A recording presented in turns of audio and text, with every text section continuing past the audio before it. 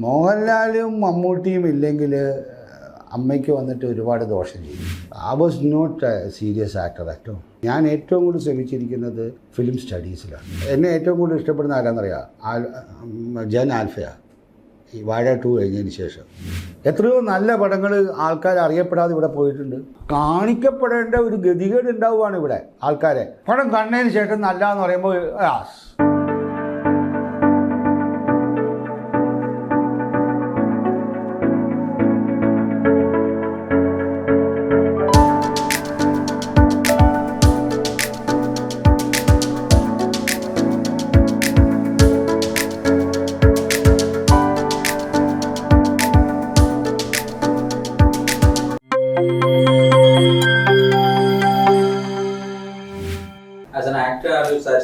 Challenging ആയിട്ടുള്ള നമ്മൾ ഒരു ആക്ടർ ആവുമ്പോൾ ഫിലിമിച്ചിട്ട് പഠിക്കുമ്പോഴൊക്കെ നമുക്ക് മനസ്സിലൊരു ആഗ്രഹമുണ്ടല്ലോ, ആ ഒരു സാറ്റിസ്ഫാക്ഷൻ കിട്ടിയിട്ടുണ്ടോ? ഞാൻ അങ്ങനെ ഒരു ബേസിക്കായിട്ട് ആക്ച്വലി എൻ്റെ ആക്ടിങ്ങിനോടുള്ള എൻ്റെ കമ്പം എന്ന് പറയുന്നത് ആക്ച്വലി പെർഫോമൻസ് എന്ന് പറയുന്ന ഒരു രീതിയാണ്. എന്നെ ആകർഷിച്ചിരിക്കുന്നത് പെർഫോമൻസാണ്. I was not a serious actor at all. No, എനിക്ക് തോന്നണില്ല ഞാൻ ഒരു ആക്ടർ ആവാൻ വേണ്ടിയിട്ട് ഒരുപാട് ഞാൻ ശ്രമിച്ചിട്ടുണ്ടെന്നോ. ഞാൻ ഏറ്റവും കൂടുതൽ ശ്രമിച്ചിരിക്കുന്നത് ഫിലിം സ്റ്റഡീസിലാണ്. എൻ്റെ ഏറ്റവും കൂടുതൽ സമയം ഞാൻ ചിലവഴിച്ചിരിക്കുന്നത് ഫിലിം സ്റ്റഡീസാണ്. ആക്ടിങ് എന്നെ സംബന്ധിച്ചോളം എന്നെ ആകർഷിച്ചതാണ്. ആക്ച്വലി സിനിമയാണ് എന്നെ ആകർഷിച്ചത്. ആ സിനിമയിൽ ഒരുപക്ഷെ ആക്ടിങ് എനിക്ക് പെട്ടെന്ന് നമ്മളിലേക്ക് ഏറ്റവും കയറുന്ന കഥാപാത്രങ്ങളാണല്ലോ. അപ്പോൾ ആ കഥാപാത്രങ്ങളെ അല്ലെങ്കിൽ ആ കഥാപാത്രങ്ങളുടെ performing style like acting like ഞാൻ ഭയങ്കര MGR ഫാനായിരുന്നു. അപ്പോൾ MGR വലിയ ആക്ടറൊന്നും ആയിരുന്നില്ലല്ലോ, നിങ്ങൾ അങ്ങനെ പറയുകയാണെങ്കിൽ. ഒരു MGRൻ്റെ പടങ്ങൾ എല്ലാത്തിനും ലിസ്റ്റ് എടുത്ത് സ്കൂൾ സമയത്ത് ഞാനൊന്ന് പഴയ പടങ്ങളെല്ലാം കാണുന്നതായിരുന്നു. അത് 10 തിയേറ്ററിലൊക്കെ പോയി കാണുന്ന ഞാനും എൻ്റെ ഒരു ഫ്രണ്ടും ഉണ്ടായിരുന്നു. പിന്നീടാണ് ഞാൻ ഈ കാണുന്ന സ്റ്റൈല്, ശത്രുഘ്നൻ സിൻഹ അങ്ങനെയുള്ള കാര്യങ്ങളാണ് എന്നെ ആകർഷിച്ചത്. ഞാനൊരിക്കലും ഒന്ന് നസറുദ്ദീൻ ഷായുടെയോ അല്ലെങ്കിൽ ഇവരുടെ ഒന്ന് I wanted to entertain people and perform it, that's what I am doing. I am still doing that actually. So I don't say that actually, but in film studies, of course, I put lot of effort means നിങ്ങൾക്ക് എൻ്റെ ലൈഫിൽ ഞാൻ ഏറ്റവും കൂടുതൽ ഈ ഇരിക്കുന്ന എല്ലാവരും like ഞാൻ സമയം ഒരു 20 hours ഞാൻ വർക്ക് ചെയ്യുന്ന പഠിക്കുന്ന സമയങ്ങളുണ്ട്. അതിന് ഒരുപാട് ഗുണം എനിക്ക് കിട്ടിയിട്ടുണ്ട്. കാരണം we were the first to start visual effects unit in India in 1982. കമൽഹാസനെ ഞാനൊക്കെ ഒരു പാർട്ട്ണറായിട്ടുള്ള എൻ്റെ സീനിയർ ഇൻസ്റ്റിറ്റ്യൂട്ട് വന്ന സ്റ്റുഡൻറ്റ് വന്ന മോഷൻ ഗ്രാഫിക് എന്ന് പറയുന്ന വിഷ്വൽ എഫക്ട്സിൻ്റെ ആദ്യത്തെ, അത് കുറച്ച് നാൾ കഴിഞ്ഞപ്പോൾ ഞങ്ങൾ ആദ്യമായിട്ട് ഇറക്കിയ ആപ്പിളിൻ്റെ ഒരു കമ്പ്യൂട്ടറുണ്ട്, 256. ഒരു 89 ആയി കഴിഞ്ഞപ്പോഴത്തേക്കും ഈ കമ്പനി വന്നിട്ട് വലിയ ലാഭമൊന്നും ഇല്ലാത്ത കാരണം അവൻ വേറൊരു സൈഡിലേക്ക് പോയപ്പോൾ ഞാനൊക്കെ ഇൻവെസ്റ്റ് ചെയ്ത പൈസനെ എന്നെ ഇപ്പോഴും കമൽ കളിയാക്കുമായിരുന്നു. പുള്ളി വളരെ ചെറുതാണ് ചെയ്തോളൂ, വളരെ പേടിച്ചിട്ട്. ഞാൻ 42% എൻ്റെ ആയിരുന്നു. പക്ഷെ ഒന്നും കിട്ടിയില്ല. എനിക്ക് കിട്ടിയത് ഈ കമ്പ്യൂട്ടറാണ്, ഈ ഗ്രാഫിക്. എന്നാലോചിക്കുക. അപ്പോൾ കുറച്ച് പുസ്തകങ്ങൾ അതിൻ്റെ ലൈബ്രറിയിലുള്ള വേറെ ഒന്നും എൻ്റെ ഇൻവെസ്റ്റ്മെൻറ്റ് എനിക്ക് തിരിച്ചു കിട്ടിയില്ല. But it help me lot. The thing actually ഉണ്ടല്ലോ, you see me as an actor അല്ലേ? ഞാനൊരു പെർഫോമറായിട്ട് നിങ്ങളെന്നെ കാണും. I'm a performer. Basically I'm here to entertain people. I'm not a serious actor at all. I don't want to be a serious actor. As a performer, a goal achieve ചെയ്തിട്ടുണ്ടോ? Definitely, I achieve ചെയ്തിട്ടുണ്ടോയെന്ന് you should tell me actually. ഞാനിപ്പോഴും വന്നിട്ട് എൻ്റെ ഇപ്പോഴത്തെ favourite, എന്നെ ഏറ്റവും കൂടുതൽ ഇഷ്ടപ്പെടുന്ന ആരാന്നറിയാം? ജൻ ആൽഫയാണ്. ഈ വാഴ 2 കഴിഞ്ഞതിന് ശേഷം ഞാൻ കൂടുതൽ ആ സമയത്ത് ഞാൻ വന്നിട്ട് അന്നത്തെ ജൻസി ആയിട്ടായിരുന്നു ഞാൻ വന്നിട്ട് കൂടുതലും എടുക്കുക. എല്ലാ കാലഘട്ടത്തിലും ഞാൻ അവരുമായിട്ട് തന്നെയാണ് നിന്നേക്കണത്. ഞാൻ ഇന്നും വന്നിട്ട് ജൻ ആൽഫയുടെ പിള്ളേരാണ് എന്നെ ഏറ്റവും കൂടുതൽ പെട്ടെന്ന് റെക്കഗ്നൈസ് ചെയ്യുക. You ask your children, Benny bro is their favourite. അവർക്കിപ്പോൾ രവീന്ദ്രൻ എന്നറിയില്ല, ബെന്നി ബ്രോയിനെ അറിയാം. പപ്പയുടെ സ്വന്തം അപ്പൂസ് ഇറങ്ങിയപ്പോൾ എന്നെ പേടിയായിരുന്നു എല്ലാവർക്കും. കാരണം ഇത് നമ്മൾ കാരണം ഞാൻ അഭിനയിച്ച ഒരു 10-90ഓളം പടം ഹിറ്റായി. അതിൽ എൻ്റെ ക്യാരക്ടർ ഭയങ്കര ഹിറ്റായി. ഒരുതലാകാം ഞാനല്ലാതെ ഒന്ന് ഒരു ലൈക്കിനോ രണ്ട് പടമാണ് ഞാൻ ഈ തമിഴിൽ അഭിനയിച്ച പടം. ഞാൻ വളരെ ഈ സുമേന്ദ്രയുടെ വളരെ സീരിയസ് റോൾ ചെയ്തിരിക്കുന്നത്. അത് ഞാൻ നന്നായിട്ട് ചെയ്തിട്ടുണ്ട്. പക്ഷേ എന്നെ സംബന്ധിച്ചോളം ലൈക്കിനോ I live my life I enjoy my perspective towards life is totally different. ഞാനൊരു സീരിയസ് ഗൈ അല്ല. അമ്മയുടെ ഇലക്ഷൻ നടന്ന സമയത്ത് ഒരു മാറ്റം വേണമെന്ന് പറഞ്ഞതിൽ ഒരാളായിരുന്നു. പക്ഷേ ലീഡർഷിപ്പ് ചേഞ്ച് കഴിഞ്ഞിട്ടും അമ്മയിലെ പ്രശ്നങ്ങൾ എനിക്കൊന്ന് പഴയതിനൊക്കെ കൂടുതലുണ്ടാവും. ഞാൻ എന്താ പറയാൻ പറ്റുക അതിനെക്കുറിച്ചിട്ട്? ഞാൻ യഥാർത്ഥത്തിൽ ഇപ്പം നടന്ന സംഭവത്തെക്കുറിച്ചിട്ട് എനിക്കറിയില്ല. കാരണം ഞാൻ ആ സമയത്ത് ക്യാനിലായിരുന്നു. ഞാൻ തിരിച്ചു വന്നിട്ട് അത് പഠിക്കാനായിട്ട് ഞാൻ സമയം ചെലവഴിച്ചിട്ടുമില്ല. കാരണം അത് വലിയ വേസ്റ്റ് ഓഫ് ടൈമാണെന്ന് ഞാൻ മനസ്സിലാക്കി. ആ പ്രശ്നം അവർ തന്നെ സോൾവ് ചെയ്യട്ടെ എന്ന് ഞാനും വിചാരിച്ചു. ശരിക്കും അത് വളരെ ഫ്രാങ്കായിട്ട് ഞാൻ പറയാം, ഞാൻ ഡിപ്ലോമസിയിലല്ല പറയാം. എനിക്ക് അൻഷിബ ലെറ്റർ അയച്ചിട്ടുണ്ടായിരുന്നു. ഞാൻ പറഞ്ഞ അൻഷിബ ഞാൻ നാട്ടിൽ വന്നിട്ട് വർത്തമാനം പറയാമെന്ന് പറഞ്ഞു. അൻഷിബ ഒന്ന് പറയുന്നതിനകത്ത് ചിലപ്പോൾ അർത്ഥം ഉണ്ടാവുക തിരികെ എനിക്കറിയാം. മനസ്സിലായില്ലേ? അപ്പോൾ ഞാനിവിടെ നടന്ന പല കാര്യങ്ങളെക്കുറിച്ചിട്ട് ഞാൻ ഇടപെടാതിരുന്നതിൻ്റെ ഒരു കാരണം വന്നിട്ട് ഞാൻ തോറ്റ സ്ഥാനാർത്ഥിയാണ്. അപ്പോൾ കൊതിക്കൂറാന്ന് പറയും ഞാൻ കയറി ഇടപെട്ട. അപ്പോൾ ഞാനിത് പഠിക്കാൻ വേണ്ടി സമയമെടുത്തില്ല.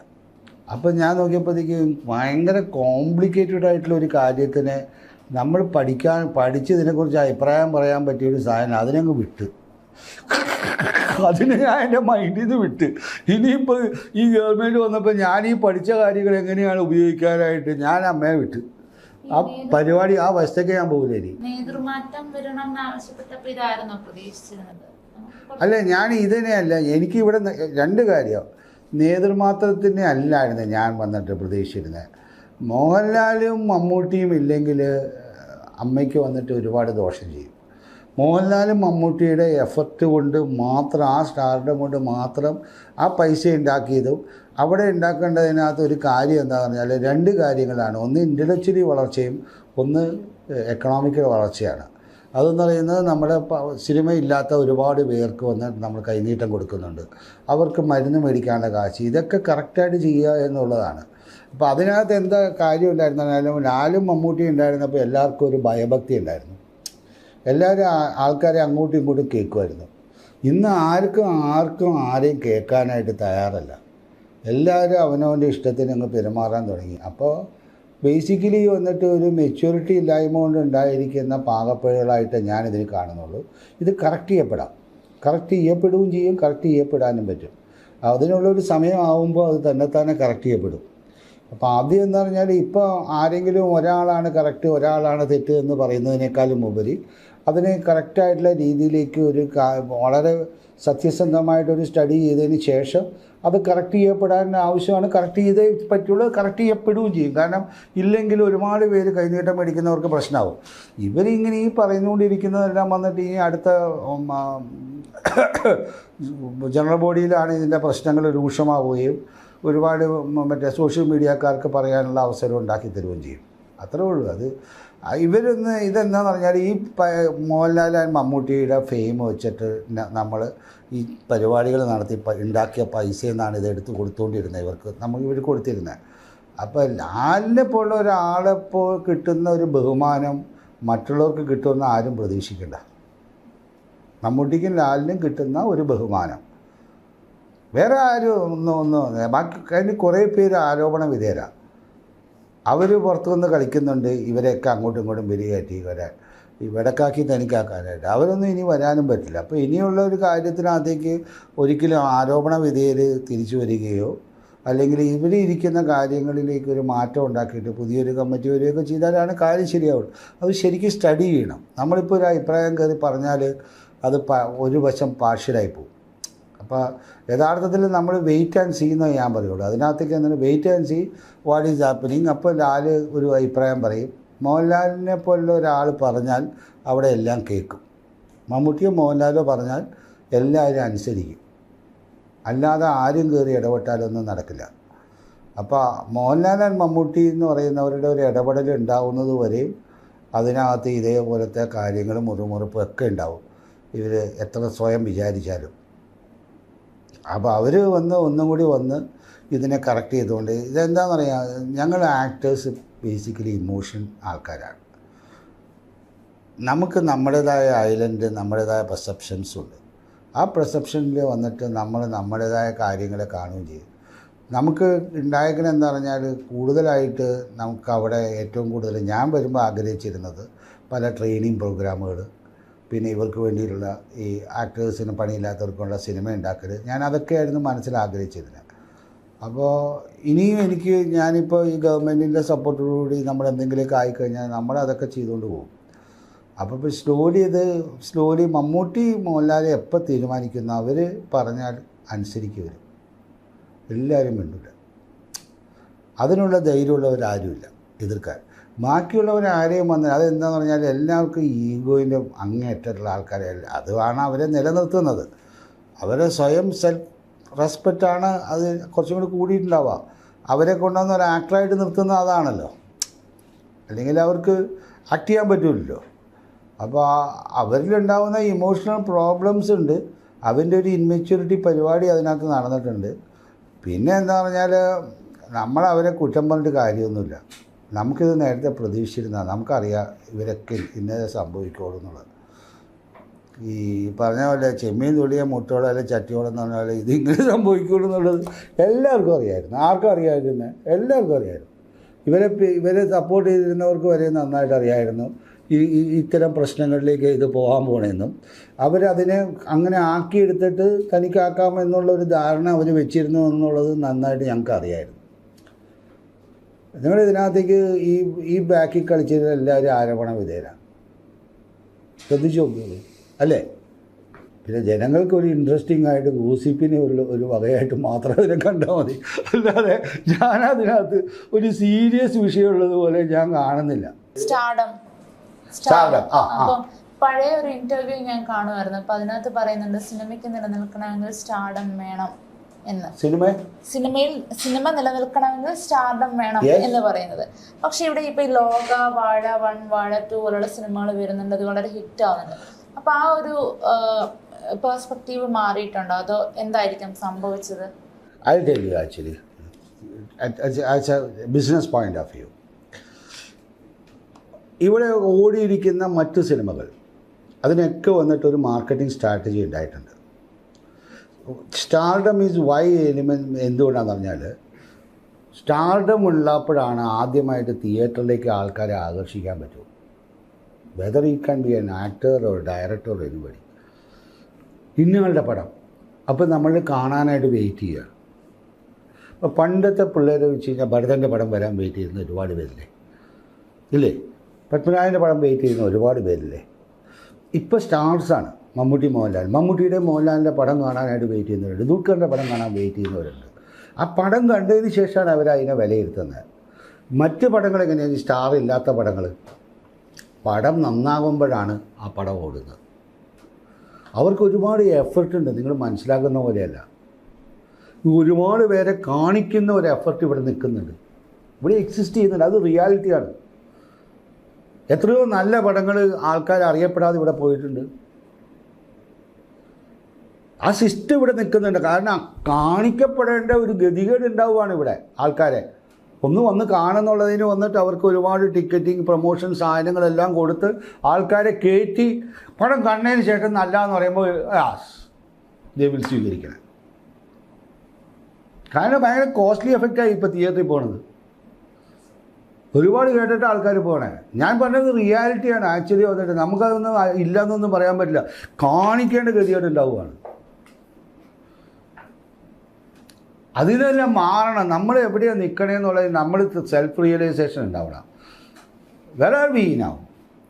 V are in a real cross road. This is a right time actually. വന്നിരിക്കുന്നു, ഇനി ഒരു ചേഞ്ചാണ്. This is a third wave. ഇത് തേർഡ് വേവിൻ്റെ ബിഗിനിങ്ങിൻ്റെ പീരീഡാണ്. നമ്മളെന്താ പറഞ്ഞാൽ ഒരു ഭാഗ്യവാന്മാരാണ്, 2 വേവിനെ കാണുന്നവരാണ്. End of last wave like Alvin ടോഫ്ലറുടെ ബുക്കല്ലേ തേർഡ് വേവ് തേർഡ് വേവ് അതിനകത്തൊരു സംഭവമുണ്ട് ആക്ച്വലി വന്നിട്ട് ഇതൊക്കെ എന്നെ ഇൻഫ്ലുവൻസ് ചെയ്ത ബുക്കുകളാണ് അത്. The first wave was agriculture wave. അതുവരെ മനുഷ്യൻ പോകുന്ന എന്ത് കിട്ടുന്നു അതാണ് തിന്നുകൊണ്ടിരുന്നത്. അത് കഴിഞ്ഞിട്ട് അവൻ അപ്പോഴാണ് ആ ഫസ്റ്റ് വേവ് വന്നപ്പോൾ അഗ്രികൾച്ചർ ഇതിനെന്ന് പറഞ്ഞാൽ ഗപ്പവിട്ടാക്കുന്ന I can spell that one ഒരു ടെമ്പിൾ പണിയാൻ വേണ്ടിയിട്ടാണ് ഈ കംപ്ലീറ്റ് ആൾക്കാരെ അവിടെ കൊണ്ടുവന്നപ്പോഴാണ് ആദ്യം മെസപ്പൊട്ടാമിയൻ ഏരിയയിൽ ഈ ഫാമിങ് തുടങ്ങിയത്. ഗോതമ്പ് തുടങ്ങി. ഇപ്പോഴത്തെ DNA എടുത്തപ്പോൾ ഒക്കെ മനസ്സിലായി അവിടെ നിന്നുള്ളതാണ് ഈ ഗോതമ്പിൻ്റെ ഇത് കണ്ടിരിക്കണമെന്നുള്ളത്. സോ ഫസ്റ്റ് ഫാമിംഗ് ആണ് ലൈക്ക് നമുക്ക് വേണ്ടതിന് അഗ്രികൾച്ചർ വേവ് ഉണ്ടായി. തൗസൻഡ്സ് ഓഫ് ഇയേഴ്സ് കഴിഞ്ഞതിന് ശേഷം ഇൻഡസ്ട്രിയൽ വേവ് ഉണ്ടായി. അപ്പോൾ അതുവരെ ഉണ്ടായിരുന്ന ഒരുപാട് അടിമ ഉണ്ടായതിനോ അല്ലെങ്കിൽ ഇപ്പോൾ മാൻ പവർ ഉണ്ടായവനെ ഉണ്ടാക്കുന്ന പ്രൊഡക്ടിവിറ്റിയേക്കാൾ ഒരു മെഷീൻ ഉണ്ടാക്കാൻ തുടങ്ങി. നൗ ദിസ് ഇൻഫർമേറ്റീവ് എറ വിത്തിൻ 200 ഇയേഴ്സ് നമ്മൾ ടക്ക് ചാടി. ഇനി അടുത്ത വേവ് വരാൻ പോകണം ചിലപ്പോൾ ഇത്രയും കൂടി 200 ഇയേഴ്സ് കൂടി വെയിറ്റ് ചെയ്യില്ലായിരിക്കാം. ഈ വേവിലാണ് informations who has more information they are rule. Now who are the top people? Information ഏരിയയിൽ നിൽക്കുന്നവർ, AI നിൽക്കുന്നവർ. സോ നമ്മൾ അതിനനുസരിച്ചിട്ട് നമ്മുടെ മൂവ്മെൻറ്റ് നമ്മുടെ കാര്യങ്ങളെ നമ്മൾ മാറ്റേണ്ടിയിരിക്കുന്നു എന്നുള്ളതാണ്. We are in this world. So we have to change our perspective. നമ്മളിപ്പോഴും വന്നിട്ട് വളരെ നമ്മൾ വിചാരിക്കുന്ന പല കാര്യങ്ങളും ഒന്നും അല്ല യഥാർത്ഥത്തിൽ സത്യം. സത്യം is in the flux change. ഈ പറഞ്ഞതുപോലെ നോക്കുവാണെങ്കിലേ ഇപ്പോൾ ഫിലിം മേക്കേഴ്സിൻ്റെ സൈഡിൽ അങ്ങനെ ഒരു മാറ്റം വരണമെന്ന് പറയുന്നത്. അപ്പോൾ അതേപോലെ തന്നെ ഓഡിയൻസിൻ്റെ അവയർനെസ്സും പെർസ്പെക്റ്റീവും. ഞാൻ പറഞ്ഞ ഫിലിം മേക്കേഴ്സിൻ്റെ ഇടയിൽ മാറ്റം വരണം എന്നല്ല പറഞ്ഞത്. ഞാൻ പറഞ്ഞത് അങ്ങനെയല്ല. ഫിലിം മേക്കേഴ്സിൻ്റെ ഇടയിൽ മാറ്റം വരിക എന്നുള്ളതല്ല. ഫിലിം മേക്കേഴ്സിനും ഓഡിയൻസിനും സിനിമ കൂടുതൽ അറിയാനുള്ള സൗകര്യം ഉണ്ടാവണം എന്നുള്ളതാണ്. രണ്ടും ഒരുമിച്ച് വളരുള്ളൂ. നിങ്ങളതിനെ ഒരു കാര്യം മനസ്സിലാക്കണം. ശരിക്കും എന്ന് പറഞ്ഞാൽ ഇവിടെ ഒരു ഓഡിയൻസിനെ ഉണ്ടാക്കാൻ ബുദ്ധിമുട്ടിയവരിൽ ഒരുപാട് പേരിലേക്ക് ഈ അടൂവർഷൻ സാറിനൊക്കെ ഉണ്ട്. അതെന്നറിയാം, ഈ 70s ആൾക്കാർ. അന്ന് ഇവിടെ ഫിലിം സൊസൈറ്റി ഉണ്ട്. 2 പേരാണ് അതിനകത്ത് ശരിക്കും ബുദ്ധിമുട്ടിയിട്ടുള്ളത്. ഞാൻ എൻ്റെ കാഴ്ചപ്പാടി പറയുകയാണ്. It's my personal thing, you can differ. ഒന്ന്, ഇവിടെ ഫിലിം സൊസൈറ്റി മൂവ്മെൻറ്റ് ഉണ്ടാക്കാനായിട്ട് ശ്രമിച്ചു. അവർ ഈ സിനിമകൾ ഉണ്ടാക്കുന്നതിന് മുമ്പ് ചെയ്തൊരു കാര്യമാണ് ഈ ആർട്ട് ഹൗസ് സിനിമകൾ ഉണ്ടാക്കുന്നതിന്. ഇവിടെ ഒരു ഓഡിയൻസിനെ ഉണ്ടാക്കി. ഇവിടുത്തെ മീഡിയ ഇത്തരം സിനിമകൾക്ക് വന്നിട്ട് പ്രമോഷൻ കൊടുത്തു. അന്ന് ആഴ്ചപ്പതിപ്പുകളിൽ മാതൃഭൂമിയിലായാലും വന്ന് കലാമതി ആയിട്ടുണ്ടെന്നോ നല്ല ആർട്ടിക്കിൾ വന്നുകൊണ്ടിരുന്നു ഇത്തരം സിനിമകളെ കുറിച്ചിട്ട്. എനിക്ക് ഓർമ്മയുണ്ട്, ഞാൻ ചുമന്നതുടി ഇവിടെ കാണാനായിട്ട് കവിതയിൽ വന്നപ്പോൾ അന്ന് ഹൗസ്ഫുള്ളായിപ്പോയി. ഒറ്റ ഷോയേ ഉള്ളൂ ഞായറാഴ്ച. കാരണം അത്ര പ്രൊമോഷൻസിന് ഇത്തരം സിനിമകളെ എക്സിസ്റ്റ് ചെയ്യാനായിട്ട് മീഡിയ നന്നായിട്ടിരുന്ന് ഹാർഡ് വർക്ക് ചെയ്തു. നന്നായിട്ട് സിനിമയിലെ പ്രവർത്തകർ ഫിലിം സൊസൈറ്റി ഉണ്ടാക്കി. ഓരോരുത്തരും 16mm വന്നുള്ള പ്രൊജക്ടർ തൂക്കി ഓരോ വില്ലേജ് തോറും വന്ന് ഇവിടെ സിനിമ കാണിച്ചിരുന്നു. അതിനുശേഷമാണ് ഇവിടെ സ്വയംവരം പോലത്തെ പടം 100 days ഓടിയത്. അങ്ങനെ ഒരു കാലഘട്ടം ഇവിടെ ഉണ്ടായിരുന്നു.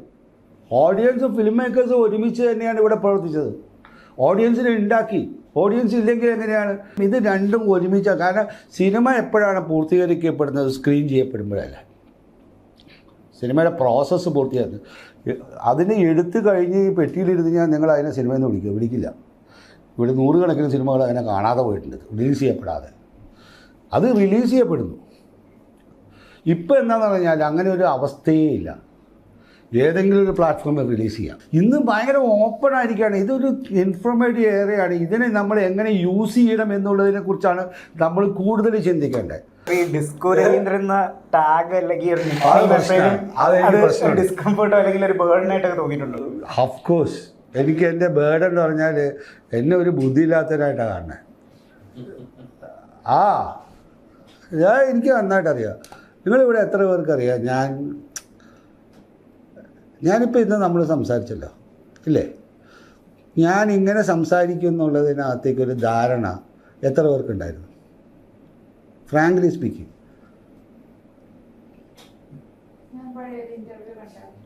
അത് അപ്പോൾ നിങ്ങൾ മനസ്സിലാക്കിയിട്ടുണ്ട്. ഓക്കെ, അത് ഓക്കെ ശരി. അല്ലെങ്കിൽ എന്നെ വെറും ഡിസ്കോ രവീന്ദ്രനായിട്ട് കണ്ടിട്ടുള്ളൂ. ഇത് എനിക്കൊരു എന്തോരം കാര്യങ്ങൾ എന്നിൽ നിന്ന് വിട്ടുപോയിട്ടുണ്ടെന്നറിയാം. ശരിക്കും എനിക്ക് കിട്ടേണ്ട ഒരുപാട് കാര്യങ്ങൾ എനിക്ക് കിട്ടാതെ പോയിരിക്കുന്നത്. They think,